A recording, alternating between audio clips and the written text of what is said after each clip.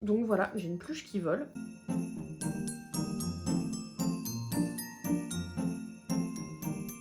On se retrouve aujourd'hui pour la dernière vidéo de l'année, puisqu'aujourd'hui nous sommes le 30 décembre et j'avais envie de faire une petite rétrospective de cette année 2020 qui a été assez mouvementée pour beaucoup de monde, qui a été désastreuse pour énormément de personnes. Alors je vais passer le Covid, il ne fera pas partie des points que je vais aborder. Des points vont découler bien sûr du Covid, mais je n'en parlerai pas plus. En tout cas j'avais envie avec vous de faire un petit bilan parce que faut savoir aussi remettre les choses à plat et j'aime bien faire des petits bilans et je vais aussi me donner des objectifs pour l'année prochaine. C'est pas des bonnes résolutions parce que de toute façon on en donne des bonnes résolutions, on les tient jamais. C'est juste des objectifs que j'aimerais tenir et voilà, on en parlera plus tard dans la vidéo. On va commencer par un petit bilan de cette année et je n'ai envie de garder que le positif sur cette année 2020. Cette année 2020 a commencé, et ça j'en suis super contente, par l'ouverture de ma chaîne YouTube. J'ai ouvert cette chaîne YouTube en janvier, le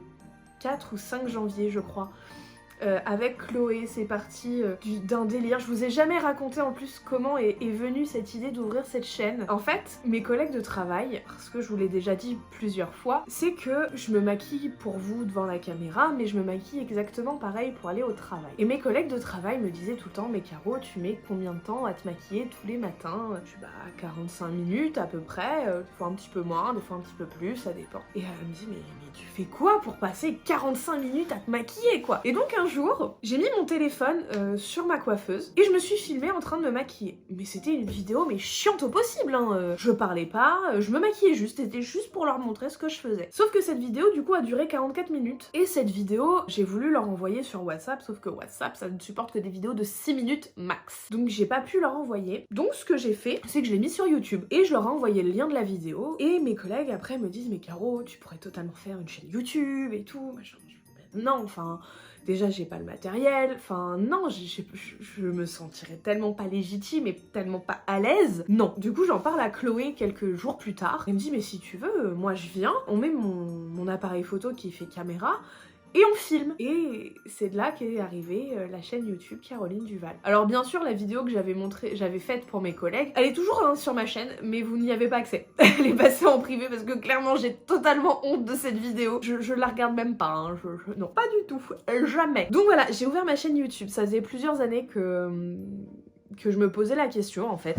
Mais que je me disais que j'étais pas légitime, que j'apporterais peut-être pas grand chose de manière technique sur YouTube, ce qui est pas totalement faux non plus, hein. Je ne suis pas make-up artiste, je n'ai fait aucune étude de maquillage, c'est juste mes bêtises, mes pinceaux et moi qui sommes là et qui vous racontons des trucs des fois qui ont rien à voir et qui sont complètement stupides par moments. Mais voilà, moi c'est ça qui m'éclate et ça me fait toujours autant plaisir, ça me fait toujours autant kiffer de faire des vidéos pour vous faire rire, pour vous montrer des trucs sérieux aussi quand même des fois. Et j'en suis super contente. Alors ok, hein, je m'étais mis des objectifs complètement loufoques à atteindre. Je les ai pas atteints, hein, bien sûr, mais c'est pas grave, on continue. Donc oui, on continuera en 2021 à se voir. Je continuerai à faire des vidéos YouTube, que ce soit du maquillage, du vlog, du lifestyle, de la cuisine peut-être, je me tâte, je sais pas encore, parce que c'est vrai que je cuisine beaucoup. Deuxième chose, pendant cette année 2020, je me suis rapprochée de mon fils. Alors vous allez me dire, mais Caro, de quoi tu parles? Pour ceux qui me connaissent à l'extérieur, vous le savez déjà, mais j'ai fait 3 ans de quart en fait. J'ai fait 3 ans l'écart, donc je faisais l'écart, ce qui s'appelle suédois, donc 2 matins, 2 après-midi, 2 nuits dans la même semaine, et ça tournait comme ça. Donc j'avais aucun rythme. Mon fils en plus, j'ai commencé à faire l'écart, on s'est séparés avec son papa, donc au bout de même pas 6 mois de quart, on s'est séparés. Alors avec son papa, on s'est séparés et on s'est séparés à l'amiable. Donc on n'est pas passé devant un juge, on n'est pas passé dans des avocats, on a fait ça, on a essayé de faire ça en tant qu'adulte et de bien s'entendre pour le bien de notre fils. Et du coup, mon ex-compagnon a été hyper arrangeant pour le coup et m'a permis d'avoir une garde modulable. Donc en fait, dès que j'étais en repos, dès que je finissais un matin et que le lendemain j'étais d'après-midi, en fait j'avais mon fils. Si je ne travaillais pas, j'avais Robin. Voilà, donc que ce soit en semaine, en week-end, on avait fait un planning de garde en fonction de mes quarts et du coup, Robin je le voyais pas souvent, il était jamais plus de 2 nuits à la maison, à part pendant les vacances bien sûr, mais ça met quand même une distance. Bien sûr joue aussi le fait qu'on soit séparés avec son père, donc son père avait majoritairement la garde de Robin. Moi j'avais Robin, on va dire, grosso modo, si on doit caricaturer, je l'avais un week-end sur 2 la moitié des vacances scolaires, hein. On va pas se voiler la face. Et là ça fait 1 an et demi nuit que j'ai arrêté de faire l'écart.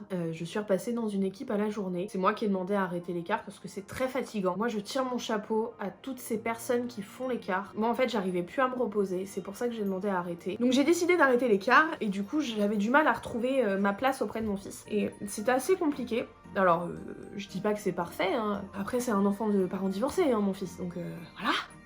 C'est un enfant charmant, mais en tout cas, le fait qu'on soit confiné, parce que, oui j'en parle un petit peu, pendant le premier confinement, du coup les écoles étaient fermées, donc le papa de mon fils ne pouvait pas le garder la journée puisqu'il avait plus aucun moyen de garde. Moi je me suis déclarée du coup en arrêt garde d'enfant, mon chef a totalement compris, donc en fait j'étais à la maison, j'étais une femme au foyer en fait, j'étais pas en télétravail pendant le premier confinement, j'étais en arrêt garde d'enfant, mais du coup j'étais à la maison avec mon fils, avec Nico aussi, et du coup avec Robin, nous on faisait notre petite vie, on faisait les devoirs, on sortait faire un petit peu d'activité physique, et c'est vrai que j'ai retrouvé ma place de maman. Je l'avais perdue pendant ces 3 années de quart, et j'avais du mal à la récupérer, et je trouve que cette année 2020 m'a fait énormément de bien en fait. Bon, c'est pas parfait, Robin et moi on a des caractères très forts et ça nous emmène régulièrement au clash. Cette année 2020 m'a permis de retrouver ma place de maman auprès de mon fils et de me sentir aussi légitime à nouveau. On va rester sur le thème du premier confinement. Du coup, cette année 2020 et ce premier confinement, et le deuxième nous a conforté dans notre esprit, mais quand on est rentré en confinement, Nico m'a regardé, il m'a dit si on arrive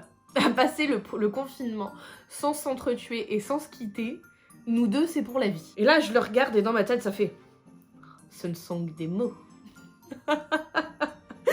Et en fait, on a réussi à passer le premier confinement, on a passé le deuxième confinement haut la main. Alors je dis pas qu'on s'est pas engueulé, hein, c'est pas du tout ce que je dis, mais quand je vois le nombre de couples malheureusement qui se sont séparés pendant ces confinements, je me dis que nous on a été très chanceux. Ça a été un méga test en fait dans notre couple, parce qu'il faut savoir qu'avec Nico on s'est retrouvés en confinement, ça faisait pas encore 1 an qu'on était ensemble, on n'avait jamais passé autant de temps l'un avec l'autre sans voir personne en fait. On vit ensemble, on était déjà partis en vacances, mais à chaque fois, soit il y a le travail, il y a les copains, les vacances, on est ailleurs, on fait plein de trucs. Là, on pouvait pas sortir de la maison. Il fallait apprendre à passer du temps sans l'autre au même endroit. C'était un peu difficile à appréhender. Et en fait, une fois qu'on a trouvé nos marques, on a réussi en fait à trouver... On a réussi en fait à trouver notre équilibre et ça c'est très très cool. On sait qu'on peut passer du temps enfermé au même endroit sans s'étriper, c'est pas mal. Un autre point positif de cette année 2020, c'est que j'ai changé de voiture. Alors là vous allez me dire, mais c'est complètement matérialiste Caro. Oui, c'est complètement matérialiste. En fait faut savoir que jusque juin j'avais une Clio 4, très très bien, c'est pas le problème, mais pas du tout étudiée pour partir en vacances. Et avec un enfant, on prend tout de suite beaucoup plus de choses. Et il faut savoir qu'en fait cette voiture, je l'avais en leasing et je voulais pas m'embêter, donc j'avais pris l'option du leasing pour être tranquille. Sauf qu'au bout d'1 an, j'avais déjà envie de changer de voiture. Moi, il faut savoir que j'aime les voitures et j'aime changer régulièrement de voiture. Donc au bout d'1 an de leasing, j'avais déjà envie de changer ma voiture. Ça me coûtait trop cher en fait de changer de voiture par rapport au leasing. Donc le leasing c'est très bien, hein, mais faut se méfier quand même. Après, j'en suis très contente de mon leasing. J'ai eu aucun problème. Tous les problèmes que j'ai eu avec la voiture, enfin les problèmes avec des gros guillemets que j'ai eu avec la voiture ont été pris en charge par contrat d'entretien. Et donc cette année, j'ai eu l'opportunité de changer de voiture et j'en suis très contente puisque j'ai un Captur maintenant. Et la couleur, elle est cool. Dernier point positif de cette année 2020, j'ai réussi à arrêter de fumer. Ouais. J'ai commencé à fumer tôt, très tôt, trop tôt. De toute façon, dès qu'on commence à fumer, c'est toujours trop tôt. Hein.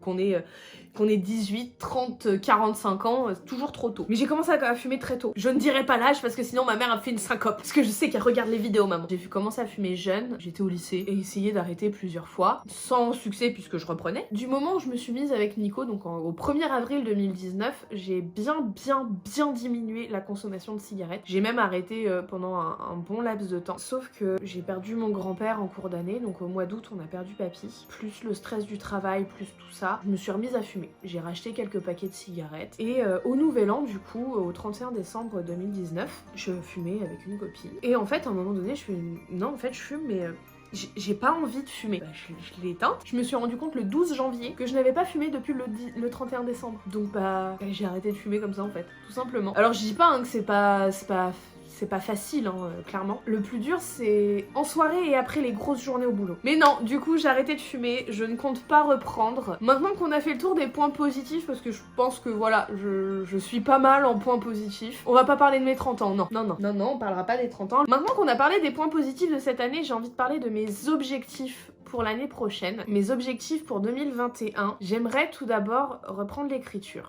Là, vous vous dites, mais de quoi elle parle? Elle nous en a jamais parlé. En effet, je vous en ai jamais parlé, mais il y a quelques années, j'ai commencé à écrire, ce qui s'est avéré être un livre, en fait, que je n'ai jamais terminé. J'aimerais bien continuer à écrire. J'ai toujours aimé écrire, en fait, j'ai toujours aimé lire. Et j'ai commencé, donc oui, à écrire un livre il y a quasiment en même temps que j'ai commencé les 40. Et là, j'écrivais. J'ai pas mal écrit, j'ai écrit. Et bon, très peu de gens ont lu ce que j'ai écrit, il doit y avoir 3 personnes qui l'ont lu. Je suis assez pudique là-dessus, j'en parle pas énormément, je pense que il doit pas y avoir grand monde qui le sait. Mais en tout cas voilà, j'aimerais reprendre l'écriture. Mon deuxième objectif est de continuer à faire grandir cette chaîne YouTube et par extension mon compte Instagram, que la communauté s'agrandisse encore et qu'on soit toujours plus nombreux à rigoler de mes blagues nulles. Mon troisième objectif pour 2021 c'est partir en voyage. Partir en voyage, prendre l'air, changer d'air, voir autre chose que tout ce qu'on a pu voir là en 2020. Vous savez, vous prenez votre valise, vous montez dans un avion et vous arrivez et vous en prenez plein les yeux pendant le temps du voyage et vous rentrez, vous vous dites oh, c'était trop bien, on repart quand? Quatrième objectif, c'est de tenir sur le fait de me laisser pousser les cheveux. Ouais, il y a quelques semaines, je me suis dit, bah si je me laisse pousser les cheveux. Caro, ça fait 4 ans que t'as les cheveux courts. Qu'est-ce que tu vas en faire, tes cheveux longs? Alors, je les veux pas longs comme j'ai pu les avoir, parce que je les avais, ouais, jusqu'à avant le coude à peu près. Là, ça serait pas mal. Je pense qu'on a fait le tour sur ce bilan de l'année 2020, en tout cas le bilan positif. Je voulais vraiment pas faire de bilan négatif, il y en a déjà assez de faits aux infos, j'avais vraiment pas envie de le faire. Dites-moi si vous aussi vous avez eu des belles nouvelles cette année, parce qu'on en a besoin en fait. Moi j'aime savoir que les gens sont heureux, donc dites-moi dans les commentaires si vous aussi vous avez eu des belles surprises cette année et quels sont vos objectifs pour 2021 pour continuer justement sur cette belle lancée en fait. N'hésitez pas à me dire dans les commentaires si la vidéo vous a plu, à laisser un petit pouce bleu si c'est le cas, à vous abonner si ce n'est pas déjà fait. Moi je vous embrasse très très fort et je vous dis à l'année prochaine.